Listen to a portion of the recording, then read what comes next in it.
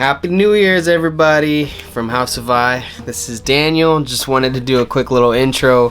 First, wanted to thank Company of ANMLS for coming on the podcast and talking to us. We had a lovely conversation with them. Bunch of funny, silly guys. So I hope you guys enjoyed that.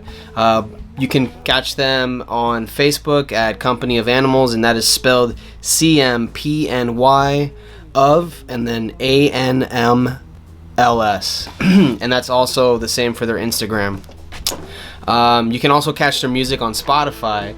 They have singles Ghosts, Run, and Behind, so check that shit out. And then for us, for House of I, we have January 9th we're playing at Churchill's with Las Nubes and Hout Tension, and then on January 10th we're playing at Bear and the Lady and Heavy on the Ish at Lil Nugget House in Gainesville.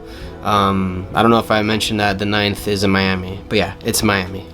And then we're going on tour in February. Not everything is booked yet, but hopefully we'll have the 3 remaining dates booked. But so far we do have February 15th. We're playing in Valdosta, in Georgia, at the DIY House, Valdosta DIY House. So thank you to that. And then February 17th, we're playing Tin Roof in South Carolina. And then the 18th, we're playing at Tommy's Pub in North Carolina. In the next intro, I will release, or I guess I'll announce the bands that we're playing with and stuff like that. But regardless, hope you guys enjoy the podcast. Don't forget to smash that subscribe button. I cannot believe I just fucking said that.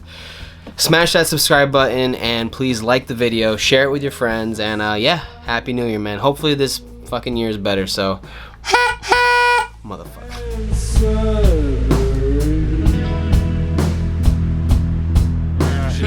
I don't know, I guess so. Sure. Alright, get those jitters out, guys. Yeah. Get it out right What? now. Yeah. Shake them out. Wow, that was the least personality of any band I've ever seen. What? We're For a so second there, I didn't happy know to who was be talking here. to me. I was like, is that God? It was It God, is. actually. Yes, my son. It's dog. Well, welcome to the House of I podcast, guys. We have Thank you. Company of ANMLS on, and we just finished recording 2 of your songs. Which were those songs? Jay. On the fucking spot. The first one was Bender, and then the second Personal one, story for him. Oh, and then the second one was Heaven. what's the personal story? I want to hear that. It's not a personal story. Yeah. William, what is the first We are one creating my story? life as we speak. Our life is a bender. See, I lost my memory He's a of fan my of past. Futurama. William, what is the song Yeah, about? let's enlighten us. Yeah, songwriter. Tell us. I don't know what bender's about. I'm not gonna lie. It's about a feeling. It's about a utopian, a place where we all want to be. Okay. And then I don't know. Just like a good vibe, good place where all your friends are gathering in a field. Yeah, ironically meet God after smoking some good stuff. And and life is good. So yeah, it's about meeting God, then, is what you're saying. Okay, cool. So then what? In a relaxed state. Is that what it is? An erotic state? In a Bender. relaxed state. Very relaxed. It's like It might be erotic, too. just chill.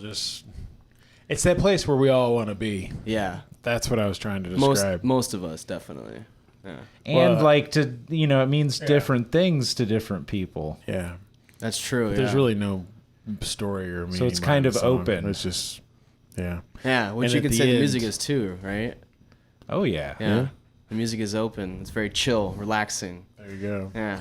At the end, with the Oz, it's that whole rejoice. That part of the song is called Ovo, and that's just like, I don't know, a sacrilegious rejoice. I guess. So so then kind of Sacrilegious. before I guess we get into more of like the song stuff, how did you guys all meet each other and how did you guys start this project? I don't even know who these guys are. You brought them. This is the first time I met Just the them. hired backing band. Yeah, that's it. Well, these sons of bitches were. Derek and I were in a band together for a number of years called Wiltshire. Ironically, my last name. And it was crazy how we landed in that band. But Jay and I have been friends for a long time and just wanted to just start jamming. So he'd come over to my house once a week in and around all the Wilshire stuff. And then we started jamming some songs and just landed on some stuff. And like, fuck, am I allowed to say that? Yeah, you can say whatever the fuck you want. Okay. So I was like, fuck, this is pretty good. Let's go somewhere with this. So we just threw a different number of lineups. Went through like 16 people. 16 like you people. do. Really? We asked No. Derek. I ended Wilshire, lot of and them. had Derek come over and play keys with us. He had never played keys before, so he's like, I'll learn. And he has learned how to play. synth I'm and learning. keys. Really? Yeah. Learning. How long? Since the beginning of the band, so like maybe a year. Wow. That's Yeah. fucking crazy. Yeah, he That's played impressive. bass. He was a bass guitar for Wilshire. And then I was like, because I had the bass synth, the Novation, and I was like, I don't necessarily, I'm not opposed to bass guitar, but I want it to be a synth-oriented band. And he's like, all right, I'll learn. And he did. So yeah, I focused on, playing the bass on a synthesizer first, and then kind of went from there and added more. Yeah. Was that difficult for you? Like, did it take a long time? It took a lot of practicing, Yeah. for sure. Like, how long on average would you say you were practicing? Well, in the beginning, like I would play scales like every spare moment that I had, and so for about 4 months straight, 5-10 minutes here and there, like maybe 10-15 times a day. Luckily, he playing works at a music scales. store, though, so it worked out pretty well. in his Yeah, You cheater. yeah. Son of a bitch. Getting all the deals. Hate you, Derek. So then we we played with that arrangement for a while. We had Nasser and we had Cody and Ethan, but they weren't able to keep playing with us. And so Chris is a genius at recording, and he wanted to record our first couple songs, our first album or whatever. And he recorded a bunch of stuff for me way back, like 5 albums ago for Like when you Wilshire. first moved. Yeah, like 7 years ago. Yep. But yeah, he's a whiz at that. So he started recording us, and then we kind of said, you know what, you don't have a choice. You're going to be the honorary fourth member of the band. You're in the band. You don't Pretty have much. a choice. So yeah, he plays drums and some synth as well. Yeah, when I think the first time I saw you guys, you were playing drums for Yeah, them. it was like a double drum kind of thing, which Yeah. I kind of want to get back to a mix of that and synth. Yeah. But right now it's like synth plus like SPDSX, like for some samples and stuff like that. Yeah, and it 808s sounded and great stuff. too. I mean, both Inceptions have sounded fantastic, so that's cool. So then, I guess, what are your backgrounds in playing instruments? So we kind of talked about yours a little bit, but what about you? Is the guitar the first thing you started playing? No, the first thing I started playing was piano, and then baritone. I played baritone. Baritone And- horn. Yeah. Dude, you gotta you gotta break introduce that that out. Yeah. Yeah, if I had one, I would. I'd bust it out like, like We do we're a get you polka on a band. baritone, bro. Yeah. Oh, and boy. then in high school, man.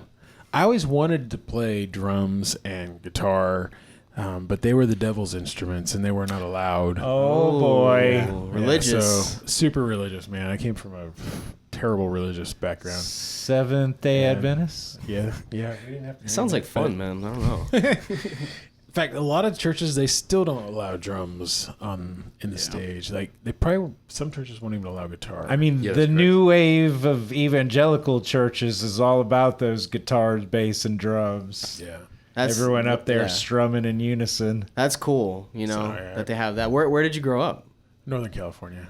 Oh, Yeah. shit. Yeah. Wow. Of all places, these conservative churches. But yeah, so I in high school would borrow friends' guitars. We had this guitar that we bought in Mexico called El Baño, and for my friend Ricky, and I punched a hole in it through his trunk hinge, and that's how I learned to play on.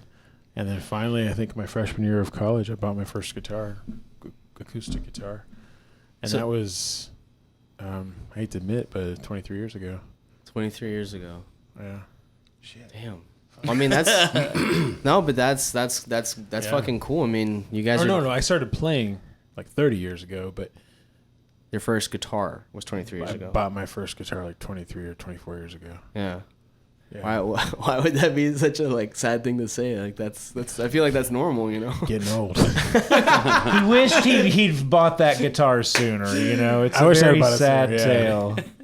What about you, Chris? I still have Primarily drums. I've been, if you want to talk about numbers of years, I've been playing drums for 24 years now. So, but yeah, drums for the longest time, and then I would mess around with keys here and there, but never in a formal setting like this. Mm-hmm. So it was a little scary.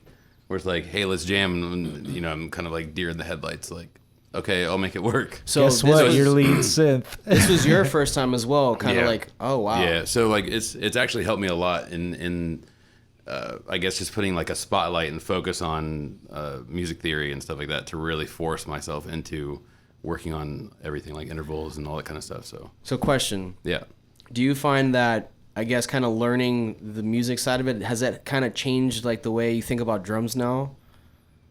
Or is it kind of still the same to you? not entirely, just because like when I started recording bands, it kind of shifted my perception of like writing the songs and arranging. So I remember playing in a band once where we were kind of going through the arrangement in a practice, and I'm like, what if we all cut out here, or like the drums cut out here? And then they were kind of like taken aback, like, whoa, I haven't heard a drummer say that. Like, when can I not play? You know? Like, Yeah. So that had already kind of shifted it. So it didn't really change much about the way I played drums, because I was in school band, so that was a big part of school band was listening to everyone so that you're in tune with everything that's going on.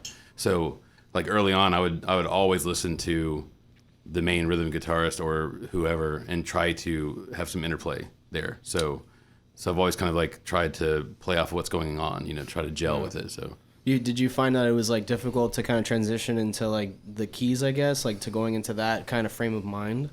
a bit. I'll tell you that like the even more recent shows, but some of our shows I've been nervous as hell. Yeah. And I never get nervous for drums. I'm just like, let me just do it. Yeah. But then this is like, We just kind of like threw him out there and said, guess what? You're in the spotlight. You're going to play lead synth. the whole point of this band was like Jay and I wanted to start jamming because I've always been a rhythm player. I've always written music, orchestrated music, and just been a rhythm guy. I've never played lead. I'm just not a lead guitar player. Mm-hmm. And I've wanted to become a better lead player, and he wanted to, you know, work on some drum stuff. So we just started playing. And it's ironic, like, so now I've been forced more into a lead spot. Mm-hmm. These guys, we've all been forced into New territory that Yeah. none of us are comfortable with, and We're becoming more comfortable with it. yeah, though. I'm comfortable Yeah, now. so- But it was I think it was just an exercise. If I have to start singing, it will be new territory. For Yeah, Well, and you do. and it will happen. Yeah, sure. Yeah, I know. I know. he has a microphone at my house. Yeah. just We gotta work on that. he just kind of does this. It's hard, man. Like It's I'm not. I swear to God, I'm not trying to say anything by this, but like when I first started playing with like my band, like Kenny and stuff, like we would try and switch around as much as possible on instruments. Like my idea was that I wanted to play as much as I could, like early on. And I'm not. Don't get me wrong. I don't think I'm good at any of them, but like like I can play them okay. You know what I'm saying? Like I can that's get cool, by man. or whatever. You know what I'm saying? But it's cool though, because like honestly, I feel like that kind of challenge makes you a better musician. Honestly. Yeah, for sure. yeah. Yeah, And it can give you definitely. empathy for the other roles as you're playing something else. Yeah, So you definitely. know the challenges or something that would work well since you have, you know, done that. So Yeah, and I mainly asked you that question about how it, like, if it changed like your perspective, because like for example Ellie, she has been kind of pondering playing bass or playing guitar, like learning how to play that, and I think it could kind of change how she thinks about playing. I don't know, obviously, but I think it totally would. When I go to write music, if I write a song on acoustic, it tones the whole just style of the song.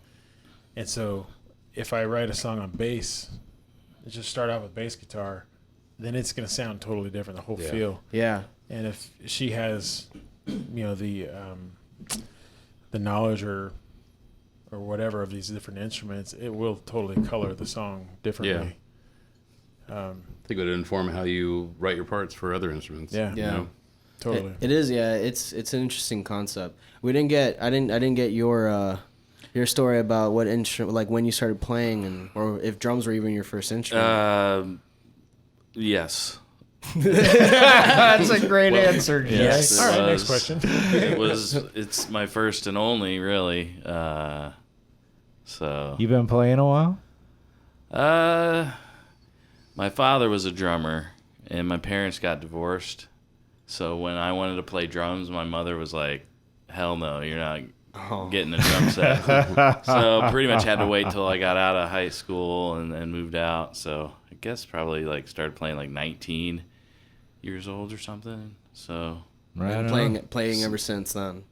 I mean, more or less. I mean, there's been times where I played more than other times, kind of thing, you know. But yeah, pretty much always been playing. And sing a little, I guess, back, you know. But that's not. I mean, I guess it's an instrument, right? Yeah, Your voice is an instrument, man. It is. Come on. It really is. It's actually your voice. I've never had respect for vocalists until I was just Never. like, oh, you're just singing. That is a fucking hard instrument to play. yeah. It's the Especially hardest. if you're playing a guitar. Right. But to be able to like color your vocals or the tone or the airiness or whatever. There's a lot of variables involved. And I'm terrible at it.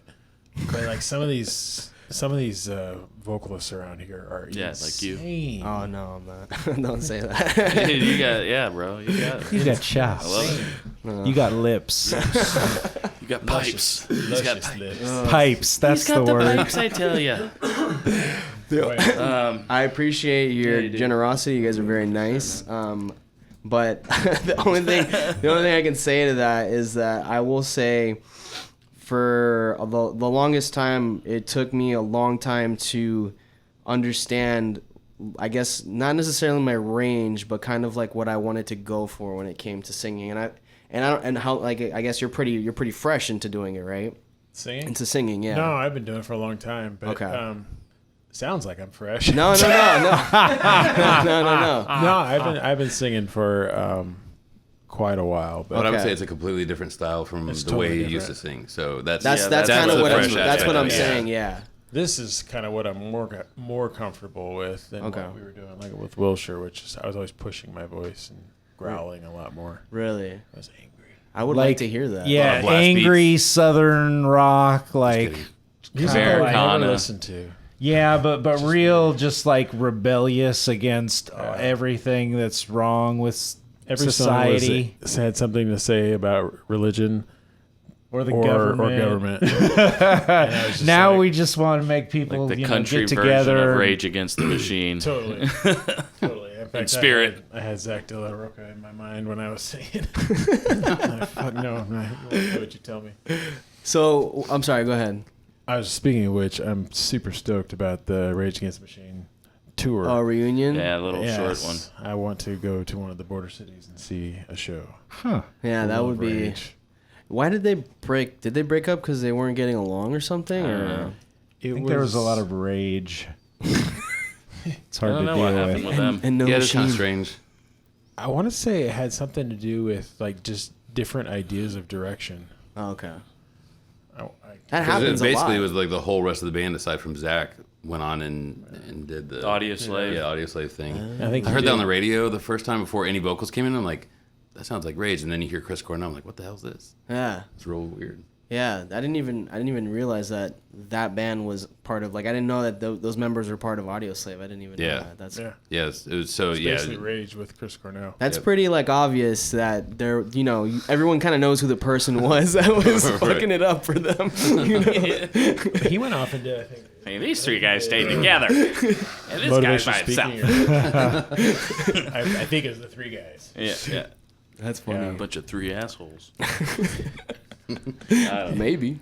Yeah, it could have Sounds been. like Yeah. a Pink Possible. Floyd kind of situation Yeah. where one guy gets big ego and hard to work with. Maybe. Yeah. Well, yeah. So That's unfortunate. Who's the evil culprit in Pink Floyd? Roger Waters. But who? So I used to always like David Gilmour. We were totally on another tangent, but Oh, I like this. I That's was great. always David Gilmour. I mean, David Gilmour to me is like there's Jesus, there's David Gilmour. Okay. He's close. Yeah, he's pretty Yeah. close. They're right up there, neck and neck. If David Gilmour had a beard, then it might be tight, but he doesn't. He ever did. So I say this with no sacrilegious nature toward David Gilmour, but I always thought it was like, oh yeah, no, Floyd was never any good until Gilmour was there, or he was like the backing of the band. I don't know, man. The last like 3, 4, 5 years, Roger Waters is the shit. Yeah. Oh no! I He mean, is. Roger Waters became like an amazing songwriter. It took a little while, I think but the early Pink Floyd was like dominated by Syd Barrett. Yeah. And, Love it. Yeah, they brought David Gilmour in. That stuff is cool as fuck. To be I like like all a their front man and a encouragement. songwriter. But yeah, Roger Waters ended up being the guy.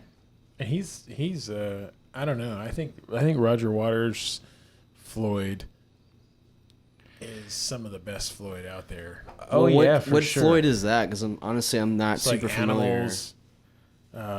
Dark Side of the Moon, Wish You Were Here. Is Yeah, that it's that's like- more Roger Waters? Than it is That's David all I think his he did songwriting. all the Almost songwriting for probably that. like 95% of the At least the songs are written lyrics by and, Roger like- Yeah. Waters. No, the music too.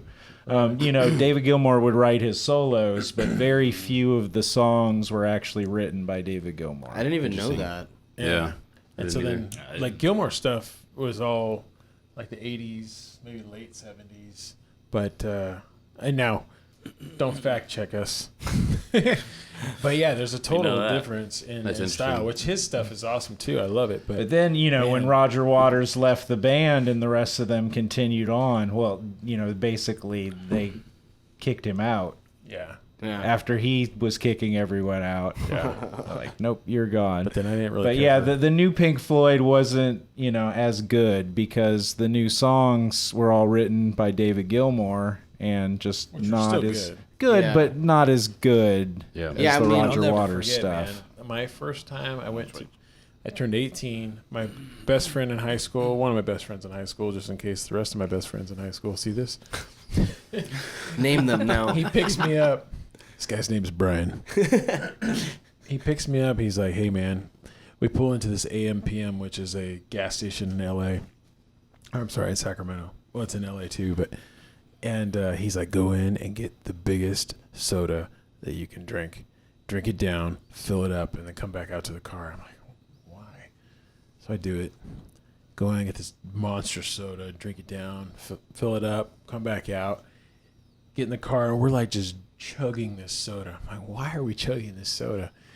So we're driving down the road. We pull into this strip club.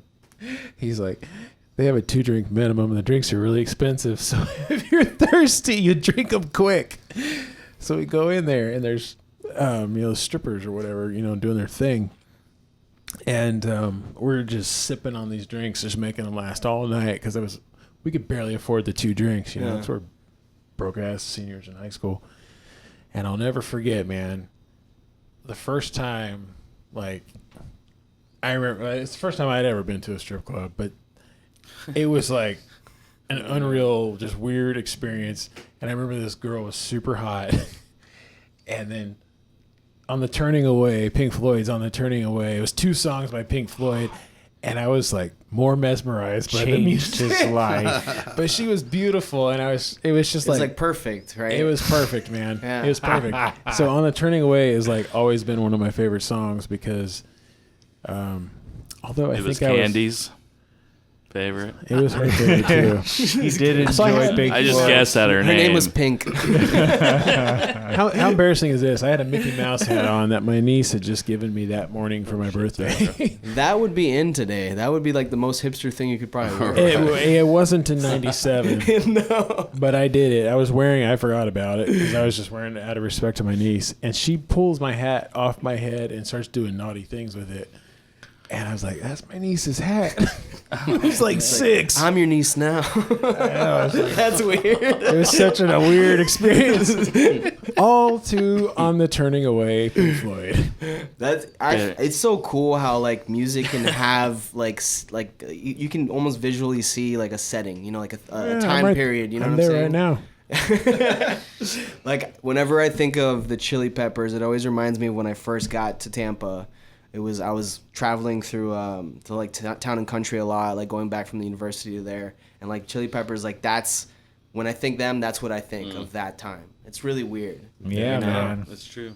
Yeah, it's strange. It totally brings you back to a time. So what kind of music do you guys, I guess, have in common as a band?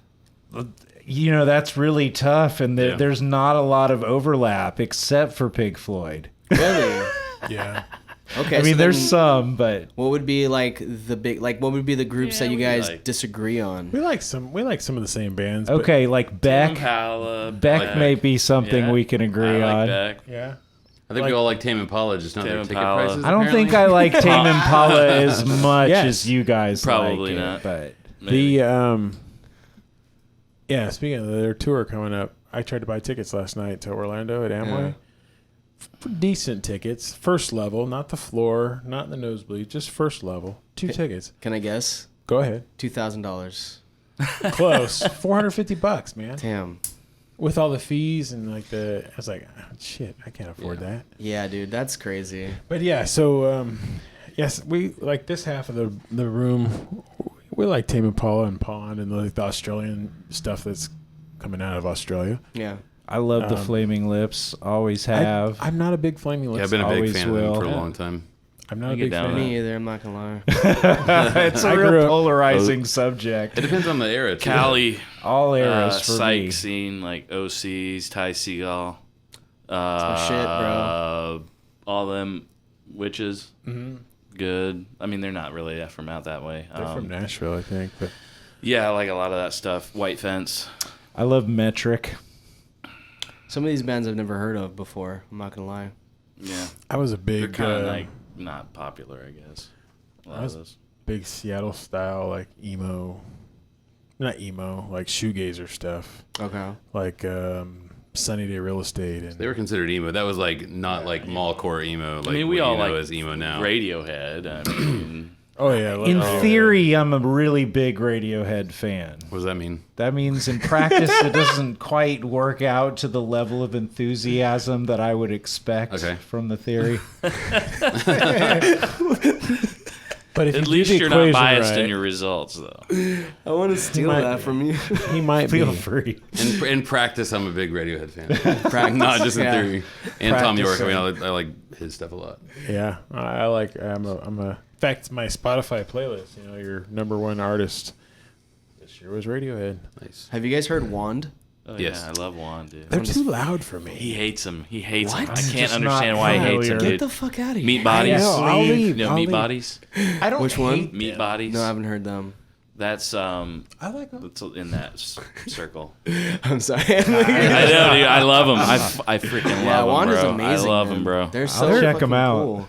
Especially their last album, I feel like it's not so heavy. I think Yeah, they got- you might be So- thinking of their early stuff, which is like a lot Yeah. more like fuzzy psych stuff. You know what I'm saying? So I don't mind that stuff. My thing is or just where I'm at right now is I like stuff that you can that's very melodic, Yeah. that you can sing along to, that you get stuck in your head, and a lot of that stuff is just very like it's just intense. abrasive. Okay. Intense. Which I like it. Don't get me wrong, I like it. Yeah. But I just like a lot more just melody. Okay. I like a good mix. Like on the weirder side, King Gizzard. I like them. Yeah. Yeah, definitely. Yeah, they've got. Because they'll some get really cool real stuff. weird. Yeah. So it just depends on the mood. Yeah. I think that's like for me. That's always like the best combo is like if you can do a really good job of like having like dope melodies, but also do some weird fucking shit. Like those are always my favorite bands. you I know? like that. I'm with That's you, why we man. have, 100%. Yeah. Keep me guessing. Like, Yes. do weird shit that I don't expect. I'm like the weird I shit love part it, of the man. band. So that's Yeah. like my, Yes, that's yeah, my, yeah, that's my yeah, wheelhouse. definitely. Yeah, yeah. Yeah. I'm the melody guy. Yeah, yeah. And then it works. It like works well in conjunction together. That's exactly it. It's the dissonance that we're trying to create. I think we're all pretty big music fans of like a lot of different genres and styles, even too. I like bluegrass music, man. I like the Grateful Dead. I like classic rock, reggae. I mean, all that shit, man. Yeah, I like a lot of classic rock. I like the Cure, the Pixies, the Cult, Duran Duran. Duran Duran. Police. Yes. I think I started off listening mostly to like alternative stuff Depeche when I Mode. started listening to music a lot. Totally. But then now it's like from R.E.M. like Swedish metal to Dude, stuff Boss. like Beck and stuff, like super poppy stuff. So. Rammstein. Have you guys heard Mew? Yes. Yeah, Mew's Yep. cool as shit, man. Very cool. Yeah, from Denmark. Oh, right on. Yeah, they're like, what would you call them? Like kind of like almost like pop, like math rock almost. Yeah, because it's definitely like the vocals and other aspects of it are very poppy, but then it's pretty fucking weird. Yeah, those rhythms are fucking. I don't even know how to explain it, but they're super like. Well, what's that term for like offbeat rhythms? Like Polyrhythm. what Stuart Copeland kind of was famous for. What's that called? Syncopation. Yes. Yeah, syncopated Yes, they do rhythms. that kind of stuff. Right? Am I right about that? It's right. They do a lot of Yeah. syncopated stuff, right? Yeah. Okay. Yeah, he was one of my early drumming influences. Stuart? Like, yeah, major. My boy Stu. Yeah. Stu Cope. Stuart. Okay. Stu Cope. So I guess like, have you guys been in other bands? Like, is this technically like your first like band together? Together, yeah. for sure. Together. But Jay and I, like I used to do solo stuff, and so he would play drums with me. That's right. You said that. Yeah. Yeah, I think I Chris- saw you guys perform a long Chris time ago together. played drums for me, and we had some musicians come out. Like, what's his? It doesn't matter. We did some like super. We love you. We did a live recording at a local venue in Lakeland. Yeah. So it was pretty cool. It had like saxophone and pedal Rebecca steel. Pulley's boyfriend. I know exactly what you're talking about. I love the guy. His Bill McIntyre. No. His name has slipped my mind, but he is amazing. Like lap pedal steel steel, player. lap steel. And he also did upright bass. Bass. And, That was super dope. Rob. Yeah. Yes, Yep. that is his first name. Zombie. Anyway, Robbie. So we did some shows with I guess it was the three of us, I think. Yeah. And then Derek and I were in Wilshire together. Yeah, we played a lot of shows together. I forget how many years we were going with that. 4 or 5 years. Oh, So, wow. Okay, so then where were you guys performing primarily? all over Florida. Really? We were all over Florida. So, like, were you guys also kind of stationed in Lakeland at that time as well? Yeah, there was a little more going on in Lakeland at that time. Yeah. Well, I guess because we were doing it. Yeah, we were putting shows together. The So last couple shows were decent size too. yeah. The last show we played, we had 3 bands play that night, and there were like over 200 people that paid to get in. Fuck yeah, dude. And so yeah, we had a bartenders nice little sold out thing liquor. going there. Dude, that's sick. But then they said the bartenders each got like $1,000 in tips. They way made more bank, money than we but did. The people, Way God more. the bless people who came to the shows would drink them out of alcohol. So either we have lots of people there, or all our fans were alcoholics. That's I'm gonna go with the B. Maybe as bands we Or they should were- start selling alcohol. yeah. Where they were Make a drinking lot to of tolerate money. you. Or that. It's funny. Oh no. Yeah, this is definitely have beer ears on here. My beer ears.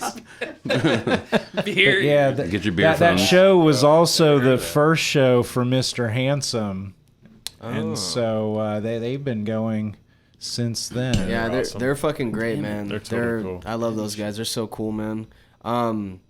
So okay, so what about so you said you were kind of talking about how there was kind of a scene at that time, but what's going on with the Lakeland scene right now? Well, it's all about like venues, and back then we were making a few different venues happen, like Preservation Hall and Frescoes Underground and 801 East Main Street.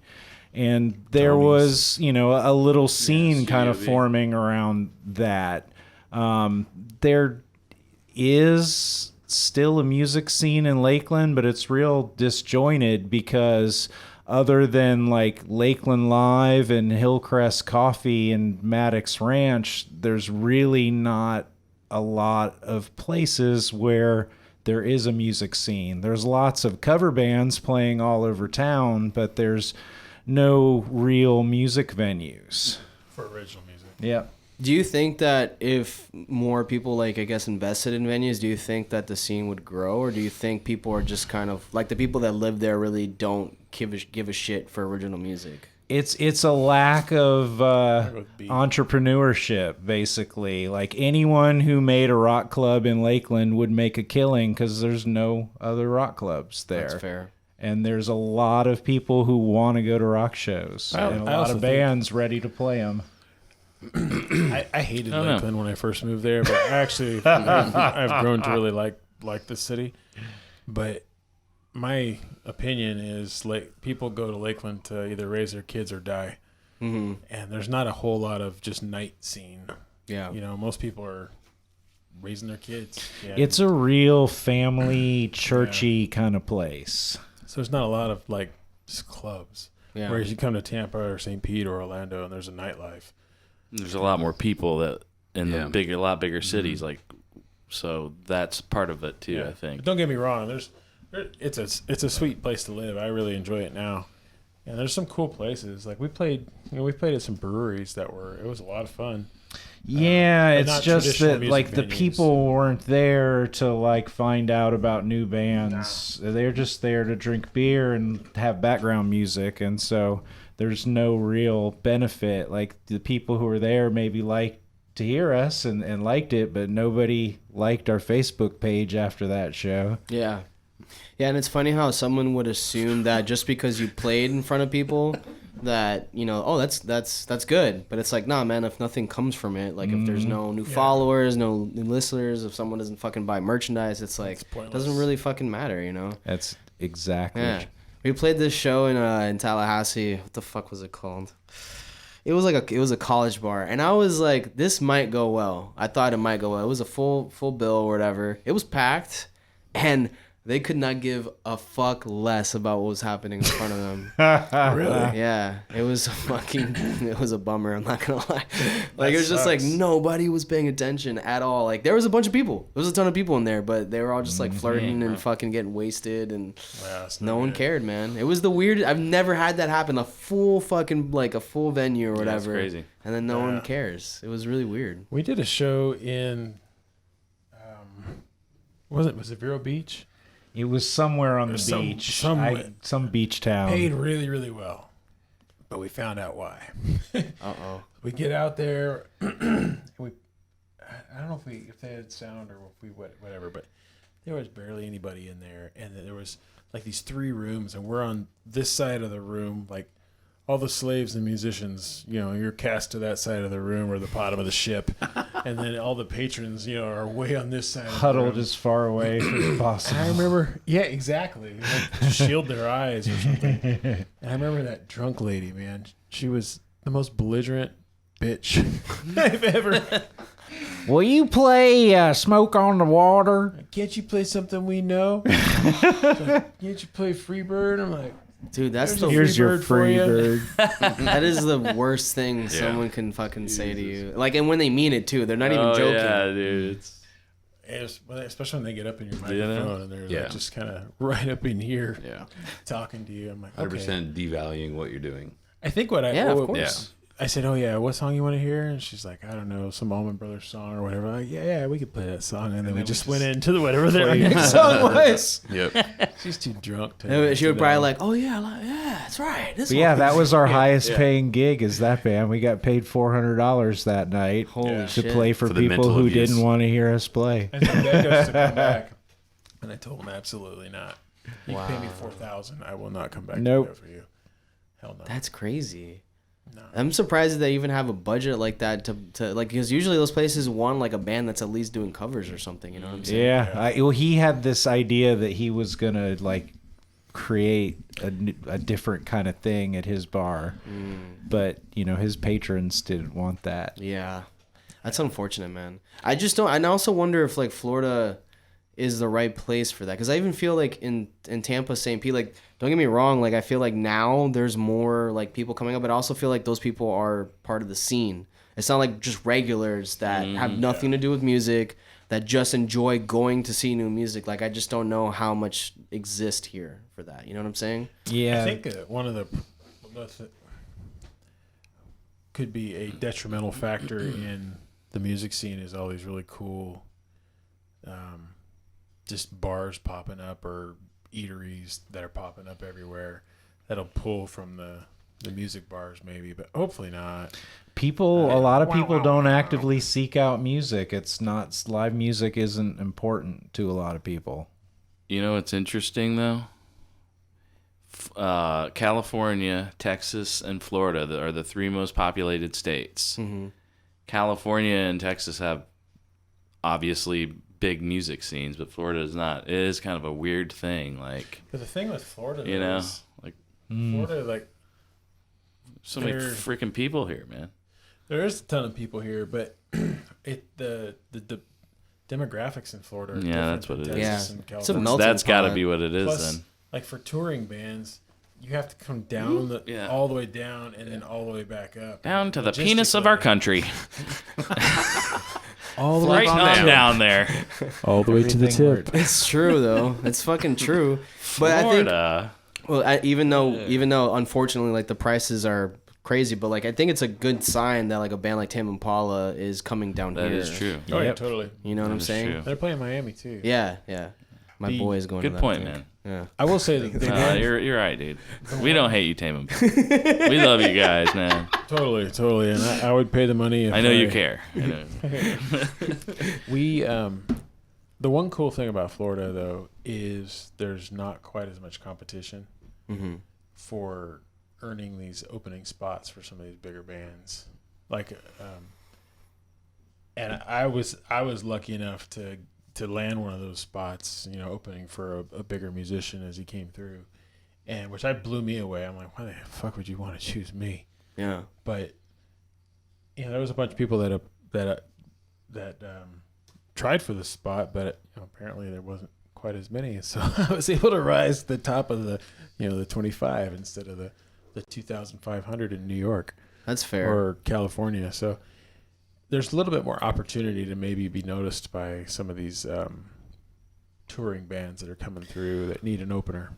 That's fair. That's a good point too, because like that's always been kind of like the discussion I've had with other people. It's like, well, in New York, because like I kind of have the idea that there's probably a lot of artists out there, but there's probably a lot of garbage out there as well. You know what I'm saying? Yeah. And there's a ton of fucking great bands here. You know, like I feel like I just wonder, like, if you moved to New York, like, I wonder how well they would do. You know?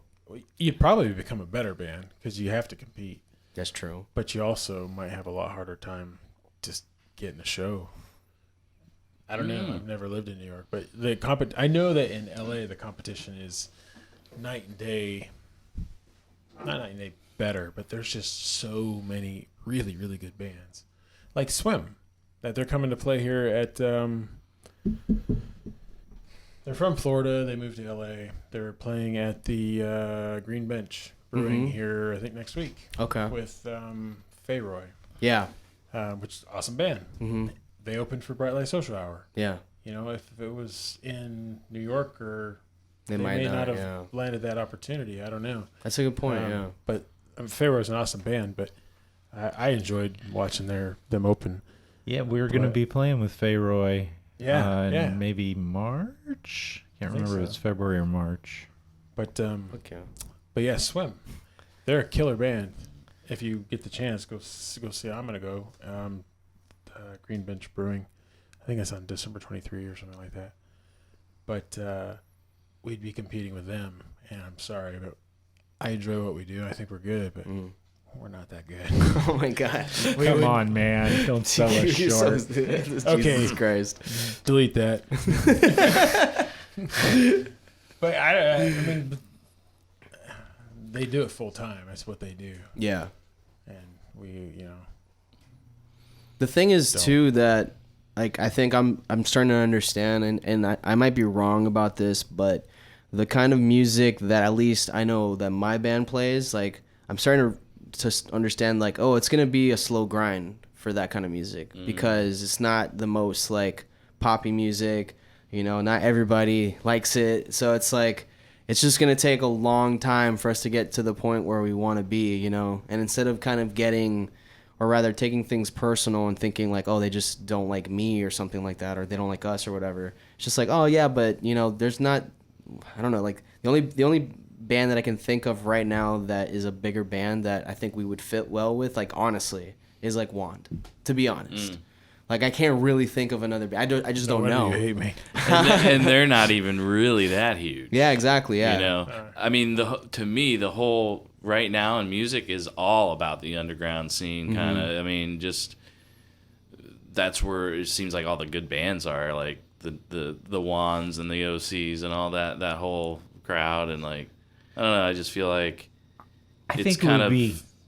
yeah, and no, I really you were right to cut me off because my brain was pretty much running out of Brain farted right yeah. there. It's like I was I'm rambling now. I think we would be a great opener for the Flaming Lips. I think it would be that'd be an awesome show. Yeah, I can see that. Your music, I think, aligns with that for sure. Yeah, it's very psyche for sure. Yeah, psyche chill. Yeah, I call it slowcadelic. slowcadelic.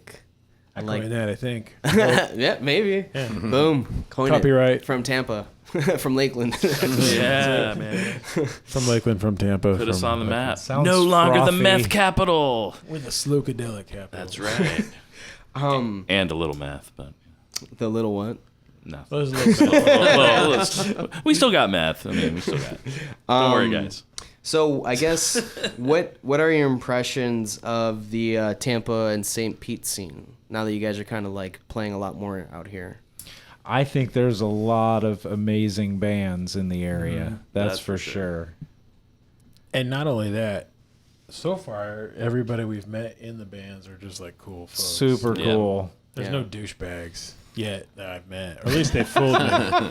Yeah, everybody. They do exist. Like, because when we were playing Wilshire, we met some real dicks.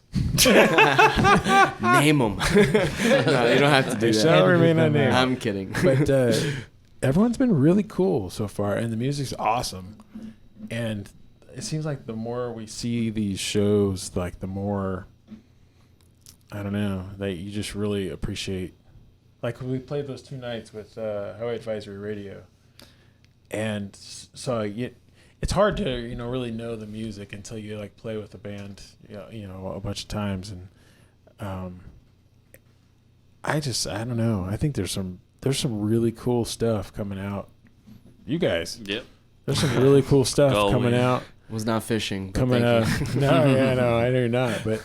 Are there any bands in particular that Exactly. you really dig? That start with an H. We have not played with a band yet that we're like, I will not play with that band Nah. again. Yeah. Like, That's good. every band we Yeah. played with, I was like, fuck, that was a cool show. Yeah, I think I have to agree. I don't think I can think of anything. Now, there's been some venues I've played at that I'm just like, fuck, I don't think I'll ever want to play there again. Yeah. Yeah, that's true. But Name them. After the podcast. Yeah, definitely. Yeah, I'll let you guys be fucking very wary of that place. But but no, yeah. I mean, it's weird to think that there's bands here that I'm like a true fan of. You know, like Yeah. it's like I feel most of us when we first start, let's say like getting introduced to like a scene, we still kind of listen a lot to like say like the Radioheads or the fucking bigger bands. But then like now I'm finding myself starting to listen a lot more to like local shit. You know what I'm saying? Like I'm actually like, damn, it's like, to me it's just like a weird concept to think that like, oh, there's geniuses here. You know what I'm saying? Like Yeah. there's geniuses amongst I don't us. doubt You it know? at all. Not And it's at just all, yeah. weird. Like And it has to be like that everywhere. Just it's true. Yeah. full of undiscovered geniuses. Yeah, it is. It's a weird thing, man. Like, it's almost like I could see this band being, I don't know, just being famous or something. You know what I'm saying? Like, where the music is that fucking good. Yeah, I can think For of a a lot lot of of bands, bands yeah.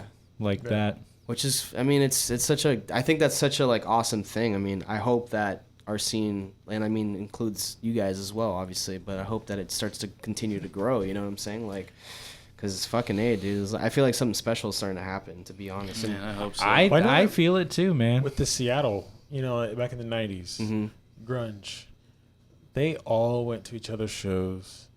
They all fully supported each other. Kurt Cobain was a little slow to the scene, but then I think he came around too. But they were all in it together, pushing each other to the top. Yeah. And I think that's what made that scene so powerful and really shaped. I mean, you got Van Halen coming around playing butt rock, and then Kurt Cobain comes out and says, "I'm going to show you up with 3 chords." Yeah. And then they just all, they all support each other, and then a whole genre of music is born. Not just a bunch of cool bands out of a city. A whole genre of music was born, and there's no reason why that can't happen here. Do you think that there is a sound that we have? It's definitely a rock sound for sure. Tampa is just like all kinds of rock, like But it's so many very- different flavors. It's not like just. It's very artsy rock here. Mm-hmm. It's very. I don't know. I find it very intriguing. Yeah. It's not just like, oh, there's another rock band. Yeah. I think people are doing stuff that actually makes you think and make you without necessarily going down the math rock route. But A lot of unique sounding bands. Yeah. Yeah, I would agree with that. I mean, there's not, like, when I heard you guys, I couldn't pinpoint, like, your influences or anything like that. You know what I'm saying? Like, and that's always, like, to me, like, that's a unique band. You know what I'm saying? Like, Oh, yeah. And there's no one, I don't think there's, I haven't heard anyone either in the scene that sounds like you guys either, you know? I have a That's hard time awesome. pinpointing a lot of anyone's influences that of new bands we've played with. Really?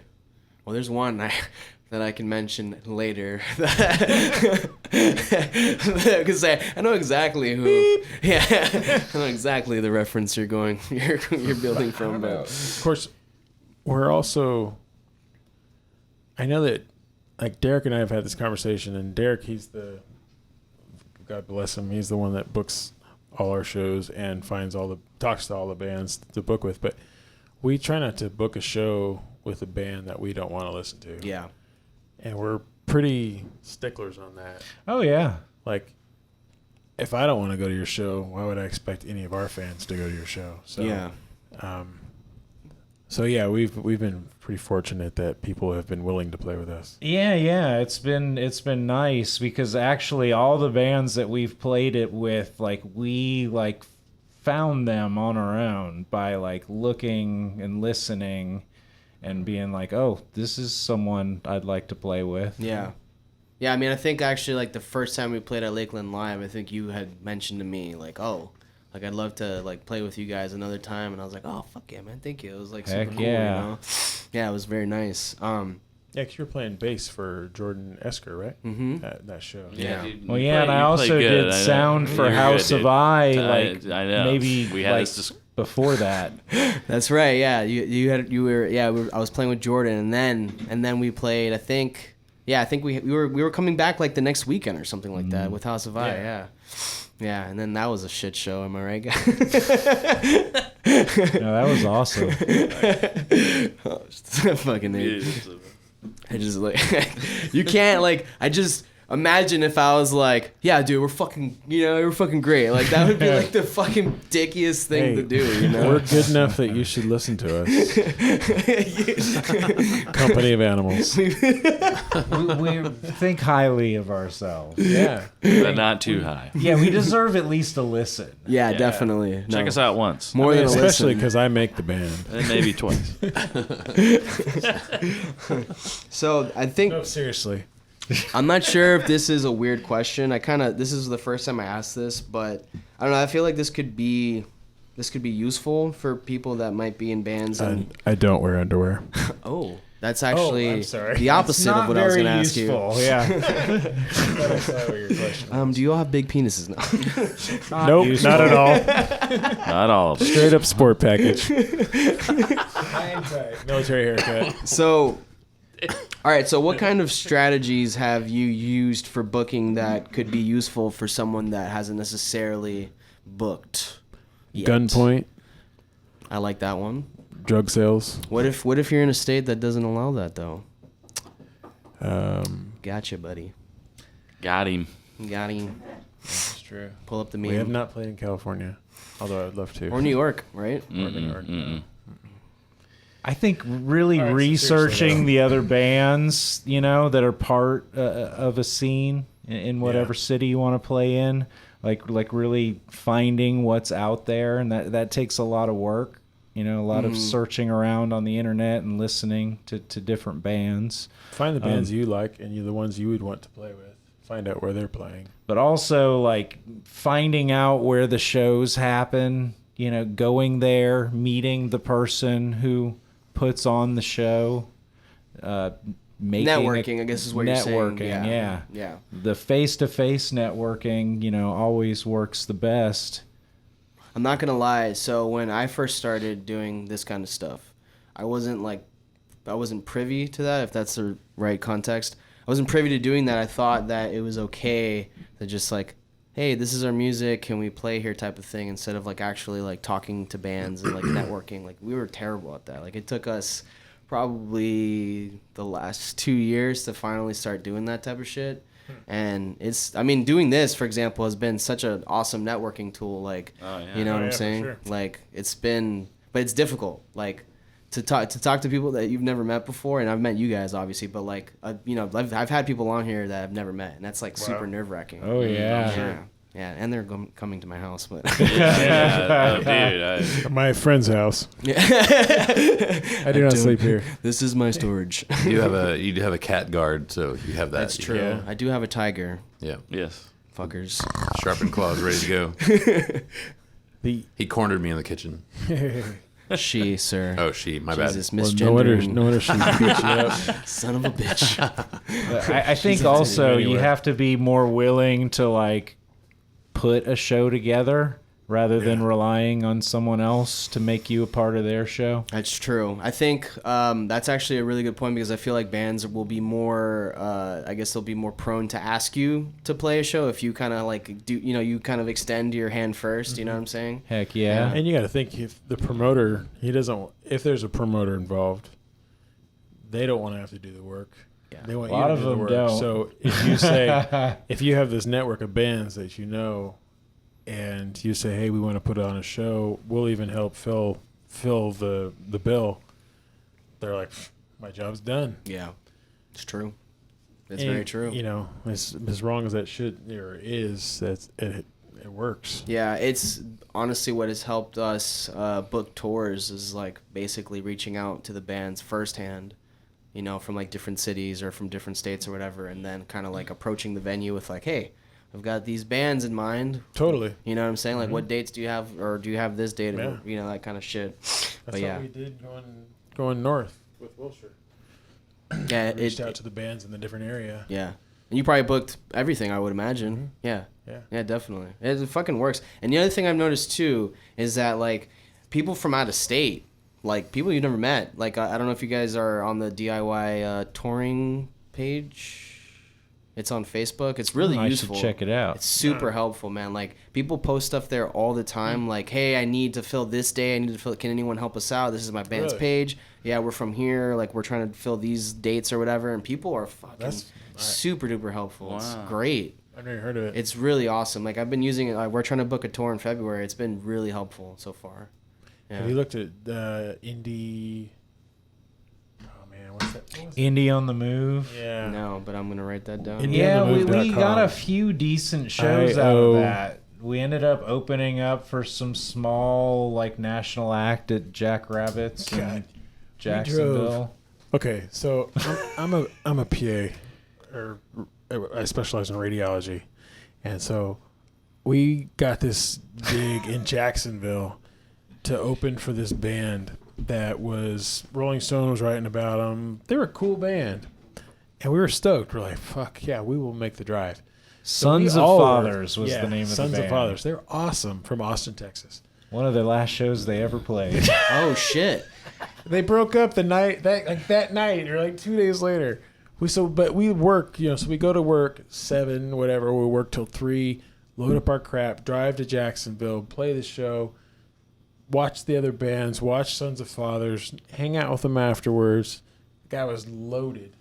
Yeah, drove around in their van while he was, who knows what kind of drugs that guy was Yeah. on, but yeah, he was loaded. He's a cool dude. He's since doing his own solo act that I follow, and I like his music. It's very actually country sounding. But then after the show, we drive straight back home.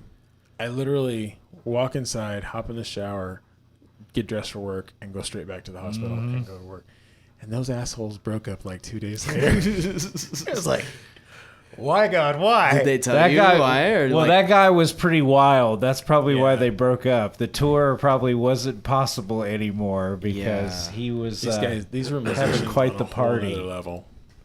They were really good they were. musicians. But yeah, he was super nice, very like friendly, Yeah, dude. It's like another thing. Like I've learned being in a band. It's like it's really hard to find the right group of guys that are on the same page. Like, Oh, yeah. with all your with all your lives and stuff like that, like all your personal stuff. Like it's fucking it's difficult, tough. man. Yeah, We're pretty fortunate. it's one of the harder things. Okay, so I got one last question for you guys. So, how do you feel about social media, and how do you feel that the internet helps or hurts music? I hate social media. Fucking hate it. I hate Facebook. I hate Instagram. The only I hate reason I use Snapchat. Facebook is to do the band stuff. That's the only reason I would get off it in a heartbeat. I fucking hate it. Yeah, I second that.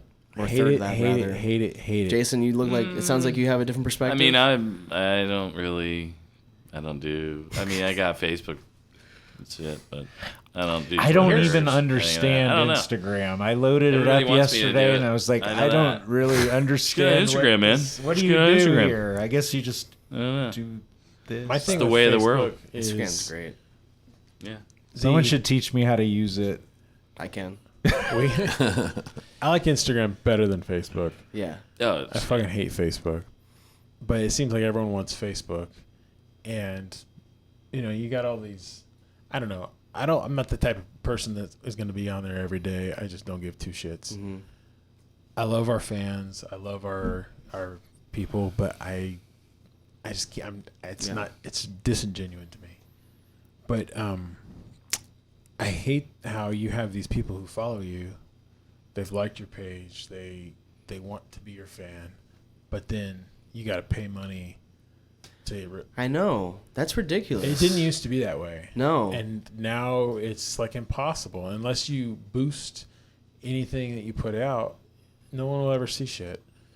Or, maybe 6 people will see it, which is I think unfortunate. Instagram's supposed to be better in that regard. It is better. It is way better, yeah. We need to probably It's way use better. Yeah, that more. hashtags, dude. Hashtags is the way to go with that. Someone should teach me hashtags too. I don't understand you. that. It's like it's so weird because I wish that it was like the same kind of concept with Facebook because you can literally gain followers on Instagram just by hashtags.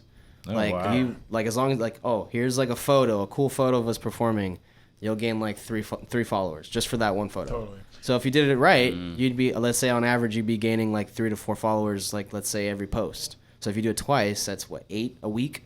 Yeah. Which, I mean, that adds up, obviously. Do people, it seems like when venues are, they always want to know what your Facebook following is. They don't necessarily look at your Instagram following. Yeah, I agree.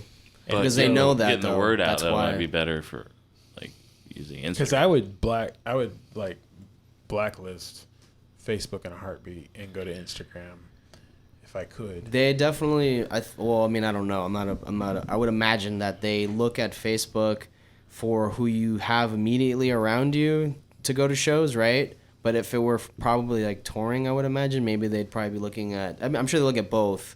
Yeah. But I think honestly, like the Instagram tool for me has been the best for just finding new people to listen to our music that don't live in Florida.